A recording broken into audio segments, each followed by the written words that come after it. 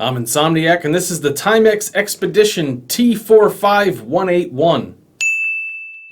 What was your first watch? I want to know. Leave it down in the comments. As a quick reminder, watch specs are now down in the video description. And that's it. Let's check out the watch. We have a handsomely shaped and rugged looking case on this watch, done in a utilitarian, nature-esque green and black combo. There's nothing really special about the shape, and upon closer inspection, it looks like a fairly cheap molded plastic of some kind, but it is, so. Given the small dimensions listed in my description, you'll notice that it has good presence on my standard 7-inch wrist, but it's still small enough that it wouldn't be too large or uncomfortable on a smaller wrist, so good dimensions here. Case back is a pretty cool shape, and you can see the Timex Expedition logo largely engraved in the center. The crown on here matches the watch really well and has good grip for making adjustments to the watch. Meanwhile, the buttons are tiny and look fairly cheap, but they're responsive and seem to work well anytime they're engaged. Lastly, we have this bi-directional rotating bezel, which is a mixed bag, but par for the course when you consider the price point here. It looks good, and it's stable once set in any position, but there isn't much grip around the edge for turning the bezel, and the action feels a bit notchy and almost like sticky, for lack of a better term. The dial on this watch isn't necessarily nice, per se, but it's basically perfect in its simplicity. It's a kind of flat desert tan color for the backdrop, which looks great with the case and continues that cool utilitarian look. The angled chapter ring around the outer edge gives you a 24-hour scale, and opposite each button, it tells you in print what each button is for, making using the functions fairly simple. On the main surface of the dial, you have large, legible standard numerals for the hours and a tiny printed minute track behind that, with tiny printed numerals for every 5-minute interval. Then other than Timex up under 12 and Expedition down above the screen, there isn't much else to see. Down between the 4 and the 8 numerals, you have a wide, curved LCD display, which is the information center for basically every function other than the main time, but we'll talk about that a little bit more later. I do like where the screen is and the overall layout here, though. It's subtle and out of the way enough that you can clearly tell that the analog side of things is the main focus here. Lastly, we have the hands. The only thing I don't like about the hands is that they're way too short for the diameter of this dial, but they're all sharp and pointy at the ends. The hour hand is literally an arrow, so you can definitely tell where everything is pointing. The black finishing around the Lume filling looks good here, and the little sporty touch with the red second hand is a nice touch.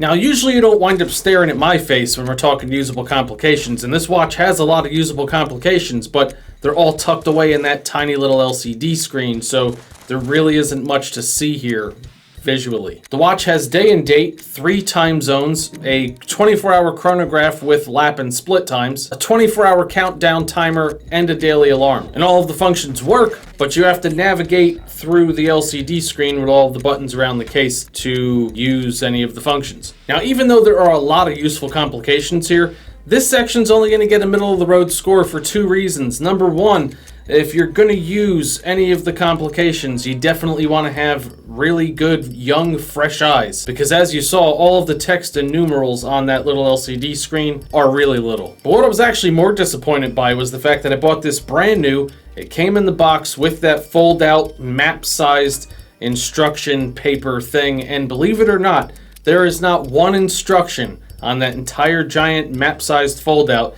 that tells you how to use absolutely anything in this watch. It's not rocket science, and I was able to figure out all the complications in a few minutes just by fumbling around with the buttons. But really? No instructions for a watch with a bunch of digital complications? Step it up, Timex. The Lume on this watch is terrible, but this section's gonna get a perfect score. Why? Well, as you can see here, the only thing on the watch that has Lume filling is the hands, and even in direct sunlight, they don't pick up a great charge, so if this is where the whole situation is, it would be useless.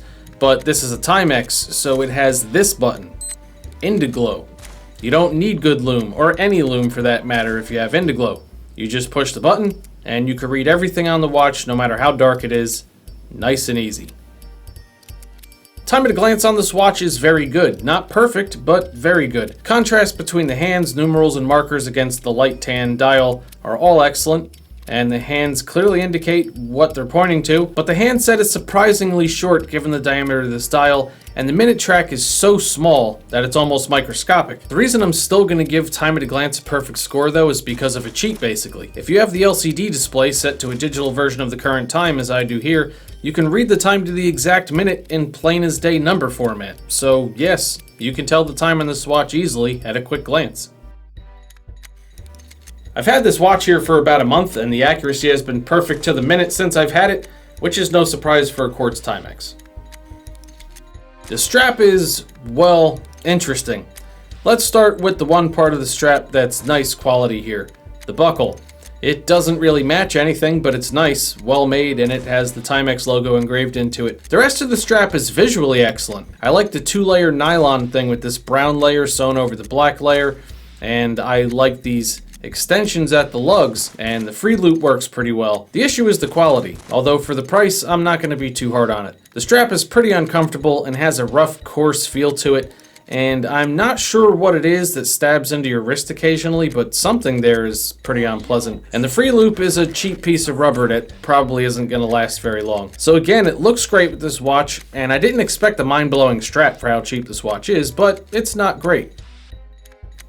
So last but not least, we have value, and there's not much to explain here. As of the time of this video, you can find these brand new online for $39.99. If you're looking for a durable beater watch with fairly rugged, handsome styling, or you or a friend or a kid or your kid is just getting into watches, it's a simple feature-packed watch that does have some digital enhancements with the complications, but it really does have an emphasis on classic analog time telling. So for 40 bucks, you really can't go wrong with one of these. To see my review on a higher end Timex, click here.